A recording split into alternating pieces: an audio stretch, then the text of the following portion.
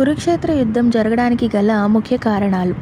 పాండవులు రాజసూయ యాగంలో దేశంలో గల రాజ్యాలన్నిటినీ గెలిచి గొప్ప ఐశ్వర్యవంతులవుతారు. అది తట్టుకోలేని దుర్యోధనుడు ధర్మరాజుని జూదానికి ప్రేరేపిస్తాడు. అయితే ఆ జూదంలో ధర్మరాజు తన రాజ్యాన్ని, తమ్ముళ్ళని, ఆఖరికి తన భార్యని కూడా పందెంలో పెడతాడు.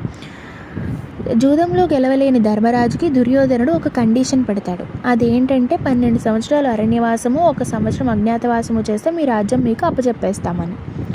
ఆ కండిషన్ ప్రకారమే పాండవులు అరణ్యవాసము, అజ్ఞాతవాసము చేసి చివరి 6 నెలలు ఉంది అన్న టైంలో ద్రౌపదీదేవి వాళ్ళ నాన్నగారి దగ్గర రాజ్య పురోహితులని పంపించి దుర్యోధనుడితో మాట్లాడిస్తారు. ఇలా అయిపోయింది కదా అరణ్యవాసము, అజ్ఞాతవాసము, ఇంకా తిరిగి వాళ్ళ రాజ్యాన్ని అప్పచెప్పండి అంటే దుర్యోధనుడు దానికి ఒప్పుకోడు. అందుకని ఈ యుద్ధం ప్రారంభమైంది.